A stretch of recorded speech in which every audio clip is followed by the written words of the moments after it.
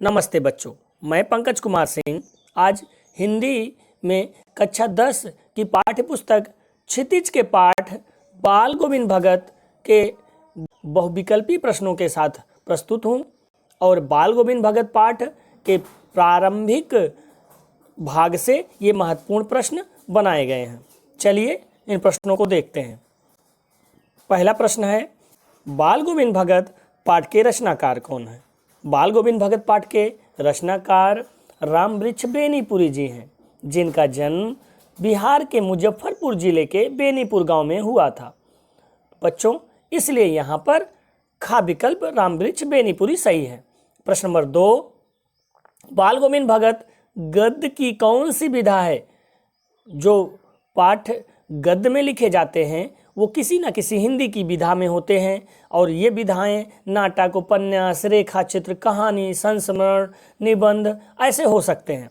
तो यहाँ पर यह पाठ लेखक ने एक व्यक्ति के चरित्र का चित्रण किया है, इसलिए यहाँ पर गा विकल्प रेखा चित्र ये सही है। ये बाल गोविंद भगत पाठ की विधा है, हिंदी की लेखन की ये विधा रेखा चित्र है।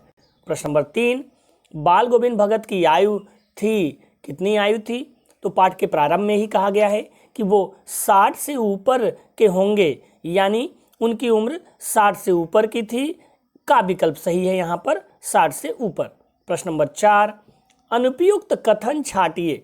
पाठ के आधार पर बाल गोविंद भगत के बारे में जो बातें दी गई हैं उसके आधार पर यहाँ पर जो कथन सही नहीं है, अनुपयुक्त है, उसे चुनना है। का विकल्प बाल गोविंद भगत गृहस्थ थे। खा विकल्प बाल गोविंद भगत साधु थे। गा विकल्प उनके पास थोड़ी खेती बाड़ी थी और घा विकल्प उनका एक साफ सुथरा मकान था। तो वास्तव में पाठ में बाल गोविंद भगत गृहस्थ थे और खेती बाड़ी भी थी, साफ सुथरा मकान भी था। वो साधु की सब परिभाषाओं पर खरे उतरते, उनका आचरण करते, लेकिन थे वो गृहस्थ। इसलिए खा विकल्प यहाँ सही है कि बाल गोविंद भगत साधु थे। यह कथन उपयुक्त नहीं है, सही नहीं है। बाकी सब बाल गोविंद भगत के बारे में कही गई बातें सही है। प्रश्न नंबर 5, बाल गोविंद भगत जी किनके गीतों को गाते थे? तो बाल गोविंद भगत कबीर को ही अपना साहब मानते, उन्हीं में उनकी श्रद्धा थी, उन्हीं की बातों का पालन करते थे, इसलिए घा विकल्प कबीर के गीतों को वो गाते थे। प्रश्न नंबर 6, बाल गोविंद भगत का चेहरा हमेशा जगमगाता रहता था। तो बाल गोविंद भगत के बाह्य व्यक्तित्व को देखें तो उनके चेहरे पर सफ़ेद बाल वाली दाढ़ी थी, इसलिए गा विकल्प सफ़ेद बालों से जगमगाता रहता था। प्रश्न नंबर 7, बाल गोविंद भगत सिर पर पहनते थे। उसी बाह्य व्यक्तित्व में उनके सिर पर कबीर पंथी टोपी होती थी, इसलिए घा विकल्प सही है, कबीर पंथी कनफटी टोपी। प्रश्न नंबर 8, बाल गोविंद भगत मस्तक पर लगाते थे। बाल गोविंद भगत अपने मस्तक पर चंदन का टीका लगाते थे और रामानंदी चंदन जो नाक के एक छोर से दूसरे छोर तक जैसे सर्प की पृष्ठभूमि पर तिलक बना होता है, वैसे ही वो चंदन का तिलक लगाते थे, इसलिए यहाँ खा विकल्प सही है, चंदन का तिलक। प्रश्न नंबर 9, बाल गोविंद भगत का कौन सा कार्य व्यवहार लोगों को आश्चर्य का विषय था? तो बाल गोविंद भगत कबीर के रास्ते पर चलते, उनके बताए गए सिद्धांतों पर चलते थे और उन सिद्धांतों का पालन करने में वो पूरी तरीके से डूब करके कार्य करते थे, यानी उन सिद्धांतों का अपने आचरण में ऐसा पालन करते कि जब वो सौंच के लिए जाते तो अपने ही खेतों में जाते थे। ऐसे ही उनकी क्रियाएं लोगों के आश्चर्य का विषय बनती थी। तो का विकल्प यहाँ पर सही है। प्रश्न नंबर 10, बाल गोविंद भगत कबीर के आदर्शों पर चलते थे क्योंकि वे कबीर को अपना साहब मानते और कबीर की विचारधारा से ही प्रभावित थे, इसलिए खा विकल्प यहाँ सही है, कबीर की विचारधारा से प्रभावित थे।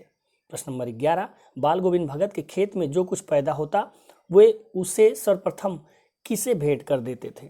तो बाल गोविंद भगत कबीर को ही साहब मानते और अपनी सारी चीज़ों को साहब का ही मानते थे, इसलिए उनके खेत में जो अनाज पैदा होता सिर पर लाद कर उसे वो कबीर के आश्रम में यानी कबीर पंथी मठ में ले जाते और वहाँ ले जाकर के वो दान कर देते थे।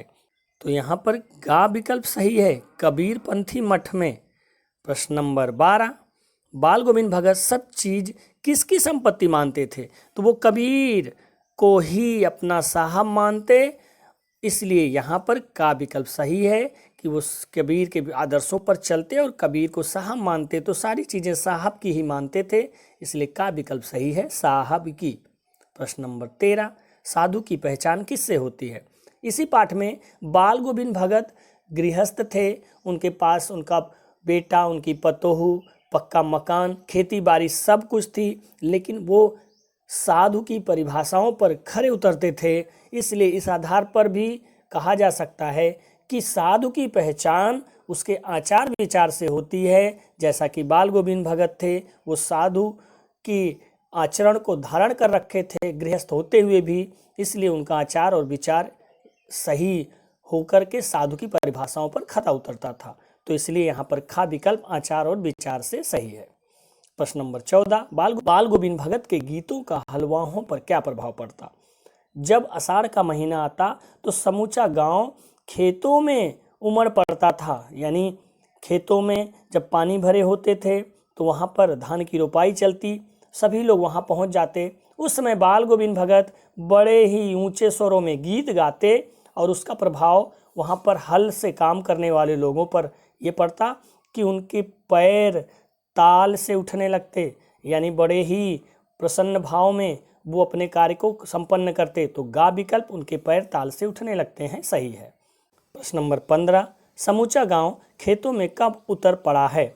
माघ की कड़ाके की ठंड में, आषाढ़ की रिमझिम में, भादों की उमस भरी दोपहर में, या क्वार की झमाझम में?